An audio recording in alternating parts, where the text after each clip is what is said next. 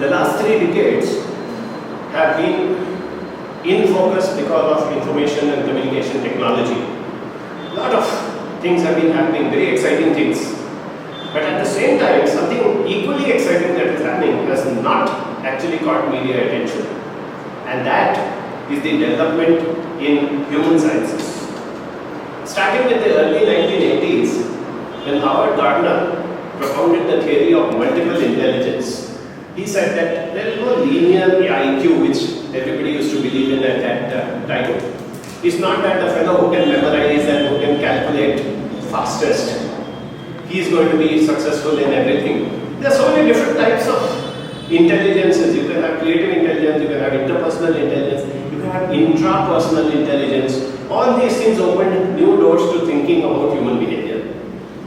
Just a decade later, Daniel Goleman came up with the concept of emotional intelligence.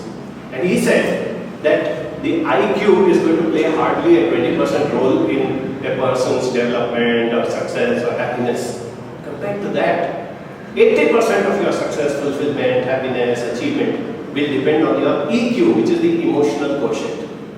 Emotional quotient in very simple terms is managing yourself, your emotions, understanding your emotions, finding out what motivates you, and being able to empathize with others, deal with others.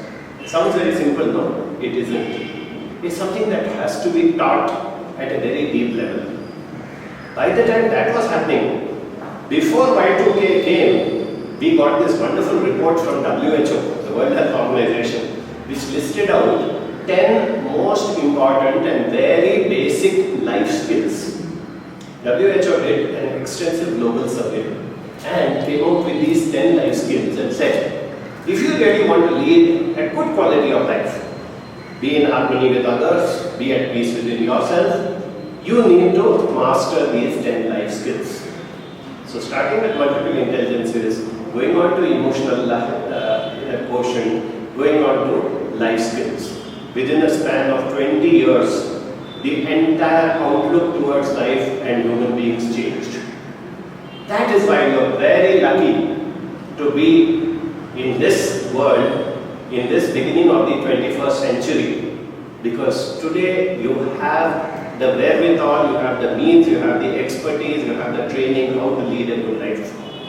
If we can all sharpen our life skills and in turn teach these life skills to the younger generation, believe me, we'll be doing wonders, not only to them, but even to our own selves.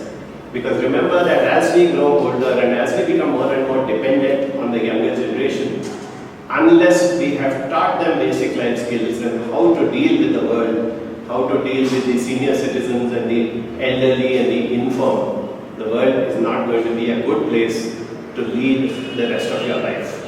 That is our humble mission, and I welcome you into this. Classes are always carried out in a very informal and warm atmosphere, as you can see here. Everyone is allowed to give his or her viewpoint. Doubts are clarified there and then. And at the same time, firm moderation ensures that the right learning becomes your takeaway after every session. Of course, there's a lot of humor too, but don't tell anyone right now.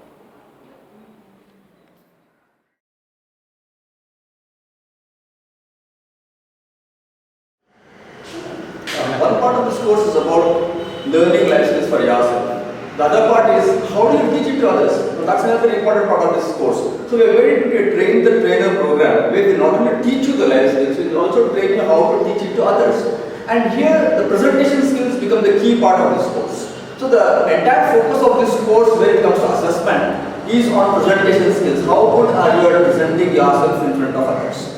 For this, what we have done is many people would say that they are not really confident of going in front of others and talking about the course, about the content of the course to them. So what we are doing is we are giving you a graded presentation. For instance, we will start off with just a 2-minute presentation of all about yourself.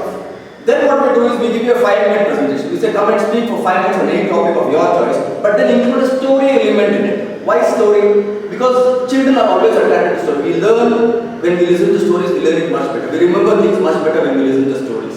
So we said, can you include stories? So you will inculcate the idea of including stories in your presentation when you present it here. Then the third time we said 100% for 10 minutes on a topic which we will give, a life skill topic, but can you include humor in it?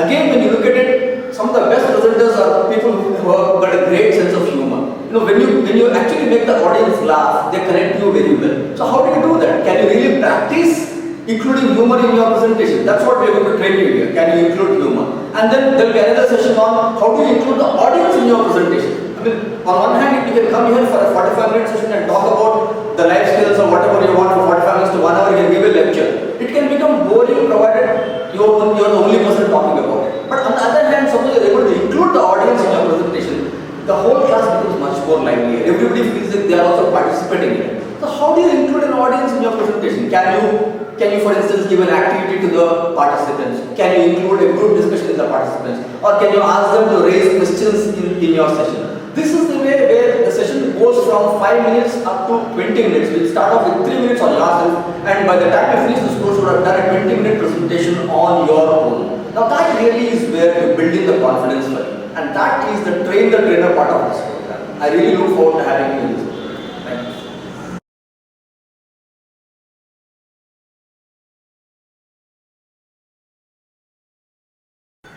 Thank you. Hi. Year after year, we do this training. We train a lot of students who come in to learn life skills. And we see them, we watch them go out to schools, colleges to train youngsters. Not necessarily school children, college children. But the basic skills that are necessary to lead a balanced life. I won't even say happy life, I will say balanced life, because challenges are going to be there in life. But these children are balanced. We are trying to equip and empower children with life skills which are necessary to lead a balanced life. When we look at our students go out there and teach these children basic skills like how do you make a decision? What career do I choose, or what chocolate do I eat, or what ice cream, which flavor of ice cream do I eat, is sometimes a very big decision somebody has to make.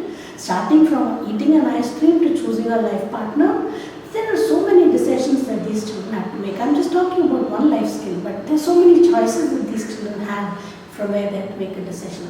And all this we see year after year our students going out there and teaching them in such fun activity-based methods. The children just lap up the concept of what it means to make a decision. And that, I think, is what we are doing in terms of an human service, saying children need that. It is because unlike the earlier years, children are with small families, so they need to learn these life skills by an external faculty or a resource person, because they are living in challenging times, huge competitive world out there. So this is what we are going to equip them when we teach them life skills. And believe us, we have seen when we say we have trained children and youth, the amount of empowerment that they have is sometimes remarkable, because years later, after they have done our training program, when our students have gone and taught children these life skills, they come back and say, what you taught us that day made a difference in my life. That, I think, is the power of life skills. Perfect.